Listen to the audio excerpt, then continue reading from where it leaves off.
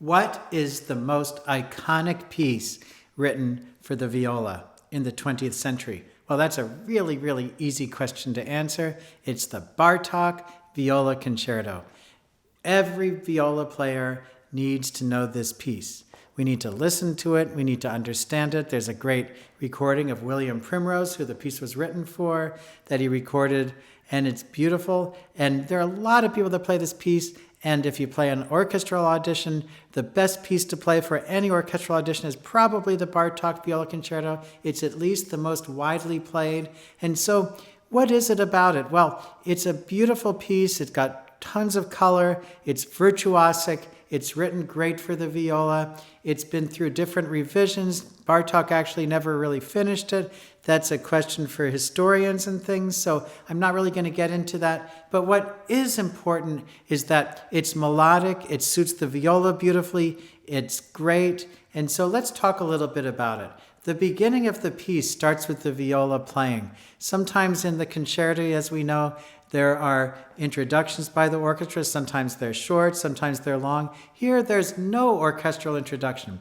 The viola plays by itself in the first theme.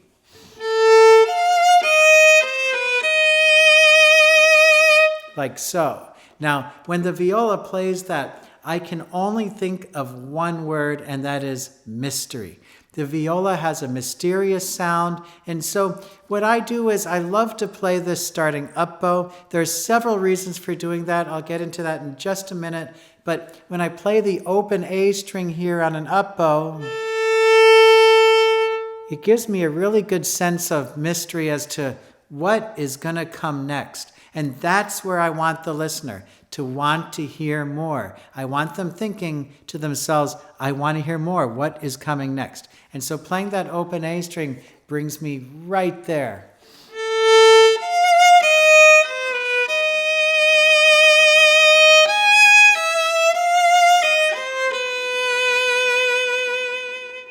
I always like when Bartok takes things and kind of flips them around. So you have this going up thing, and then it going down.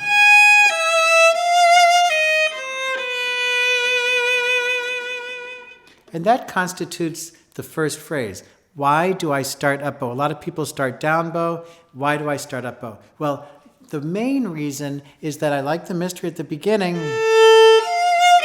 but I also like to crescendo here, go to the top,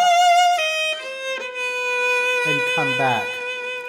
So that bowing really aligns well with how I want to phrase the piece. And we've talked about that before. I like to choose bowings and fingerings that align with what I'm trying to say in the piece. So if I want the piece to rise, it's nice to be on an up bow. If I want it to come back down, I like it on a down bow. It's not always like that. But if I can make it like that, that is wonderful. So the beginning of the piece, again, with mystery, and I try to add color, and I try to put my fingers down nice and lightly so that I don't get any big accents. Crescendo.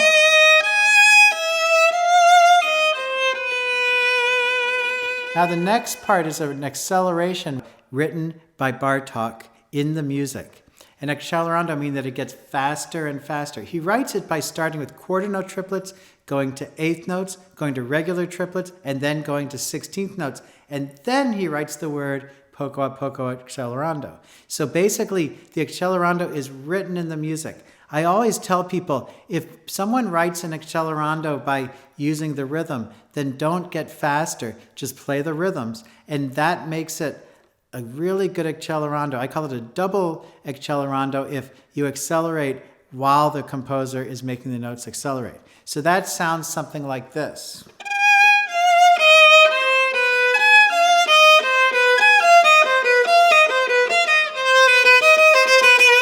Like so. Now it's a written accelerando, so I'm going to get faster and faster.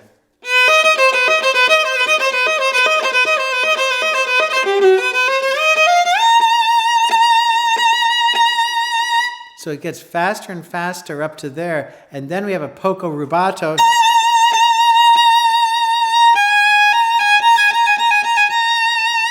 like so. Now, a few things to talk about. First of all, over here, there is a bowing that William Primrose used,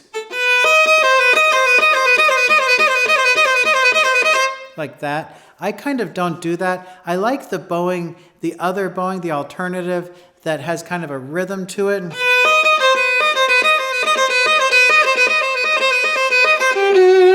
I think it sounds cool. I think it's got a lot of rhythm to it. Bartok's music always has a bunch of really cool rhythms, so I think that adds a lot to it. It's also that the orchestra has to play notes in the middle of that, and for the conductor to conduct when you're playing kind of... Those notes never really come into the right place, so I do love the rhythm here.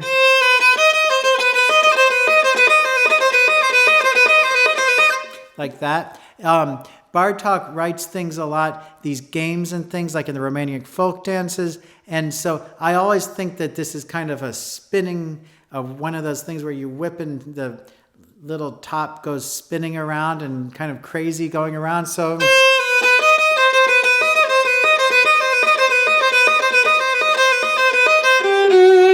like so. Now a lot of people slow down here.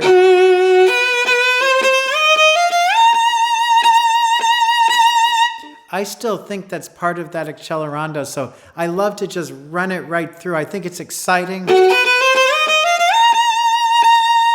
rubato. When I play that high B flat, I can kind of have a real rubato there. It's fun, it sounds great, and it's screaming up there. It wants to release, and then it'll come back down.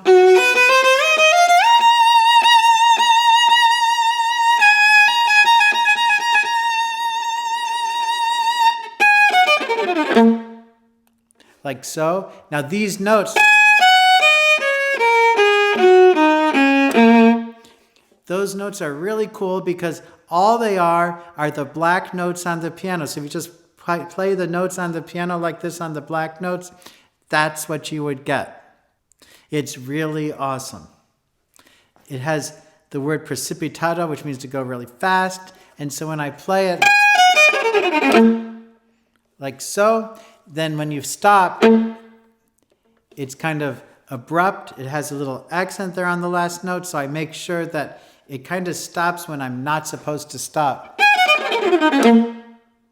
A good way to play that is to play triplets. 1 and 2 and... Although that's not the rhythm that's written there, it's really, really helpful to play it that way. So I play a long note. Now I play triplets, which helps me to play it very clearly. Now, one thing, when we play an orchestral audition or some sort of an audition, in my opinion, it's always a really, really good idea not to play this precipitato place too quickly. In other words, you want to hear all of your notes really clearly so that you hear all of them like that. So let's take a look at that section, starting with the accelerando and finishing at the precipitato.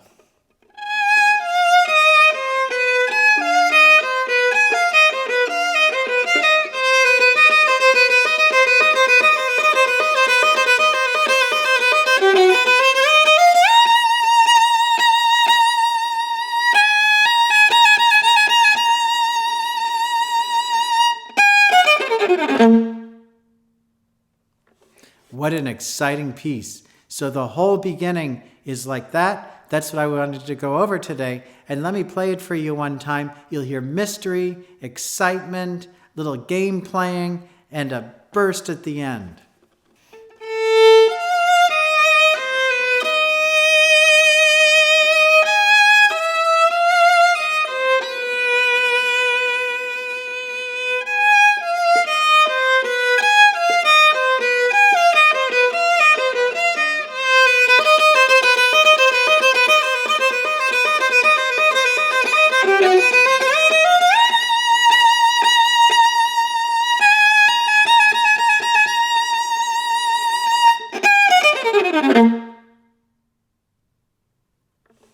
Well, I hope that was helpful in just starting the Bartok Concerto, probably the most important beginning of any piece in the viola repertoire. And until I see you the next time, happy practicing!